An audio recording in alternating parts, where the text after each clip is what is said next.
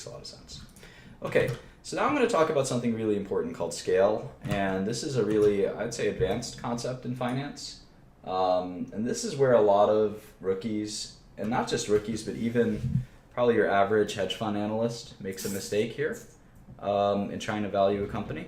And I think this is sort of where a private equity experience helps quite a bit, is anytime you try to value a company, you obviously have to do your forecasts and think about growth and all that stuff.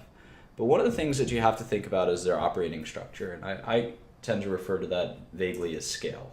And we can refer to scale as basically the idea that are you spending and spreading a reasonable your costs around a reasonable revenue base, or a reasonable amount of costs around your revenue base. And the concept there is you don't build a company for a small amount of revenue. You don't develop, for instance, in this case, I use a pharmaceutical company as an example. It's very difficult to create a drug company for one drug. You have to build an HR department, a legal department, an IT department, a compliance department, let alone your marketing department, your manufacturing department. You're renting an office, leasing office space. You're doing all of this stuff that is really intensive. And if you had a second product, you would not increase substantial costs. You would increase costs substantially, if that makes sense, right? So basically, that's the nature of scale.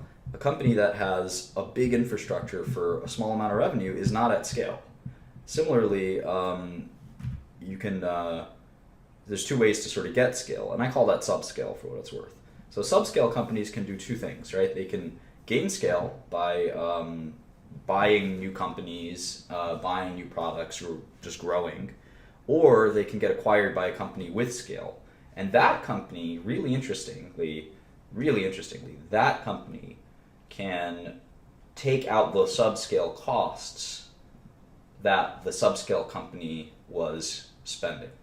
And this is a really, really important concept, and I'm going to show you with this company real page how important it is. And we'll talk exactly about what I mean in a second. So the error that a lot of analysts make, and this includes, like I said, this is not to pick on any hedge fund or anything, but top hedge fund analysts that I meet don't understand this concept. Subscale companies will not exist in perpetuity, right? If you have a one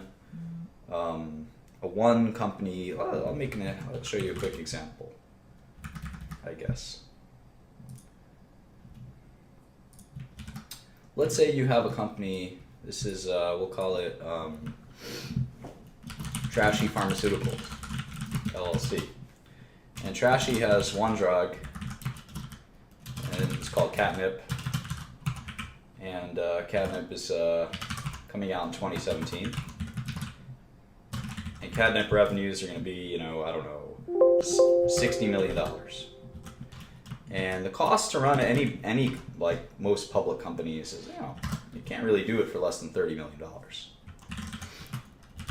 And just let's say we'll do it like this: corporate costs $20 million. I've run public companies. I know roughly what it costs, about $20 million for all your kind of corporate needs, and then let's call it product specific costs. And so let's say this is the outlook for the catnip drug. It's going to be a $60 million drug for 10 years, and then it's going to go generic. This is it. Sultans, don't type the same thing over and over and over again. That's really frustrating. So if you think about net income of the Trashy Pharmaceuticals, it looks like it's going to be $30 million a year, roughly, right? And the NPV should be what? Let's say 7%. Let's say it's $200 million. That's a valuable company. My cat Trashy is going to be a very, very rich cat. But the point here is that the corporate costs are not associated with the product. So if you take out these corporate costs, let's just write down what the revenue is, the value is. If Trashy Pharmaceuticals is acquired by Maurice Pharmaceuticals, and Maurice Pharmaceuticals already has all these corporate costs. Maurice has an office. Maurice has a accounts receivable department. Maurice has a legal department, IT department, and he doesn't need to really grow that department based on acquiring trashy pharmaceuticals. So you can actually take out all these corporate costs, and you can see that the NPV is actually 368 million, which is almost double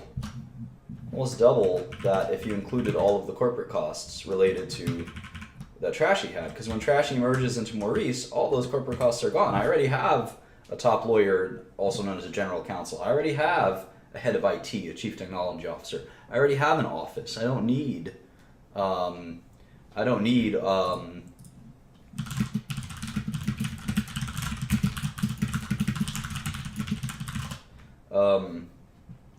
all of those costs twice, right? So when I acquire this company, I just need the product specific costs, not the product not specific costs, if that makes sense. So anyway, that's what scale is, and that's sort of the concept that's kind of important here. All right, what else? Eventually, I'm going to do a really cool slide here, which is equities over the long term, and basically that it's not just M&A synergies. It's not really just M&A synergies. That was a little harsh there, Randy. So anyway, I'm going to add this slide that is basically says that stocks don't go up over the long run, which I think is a very controversial concept, and I've been thinking about it more and more, and I've been thinking about it my whole life, and I'm relatively convinced that it's the case. And I'm going to start to try to prove that on paper, and I'll be revealing that work over the next few weeks. I'm certain that stocks don't go up over time, and that anyone who thinks that is more or less a fool. And that's it. So I'll upload this in a second, but that we've grown our investing basics PowerPoint a little bit, and I look forward to continuing to make that a growing, living document for all of you. I'm just going to erase this. Lewis, your model has a circular reference, which is making Excel go haywire, which is really annoying. It's in cell Z46.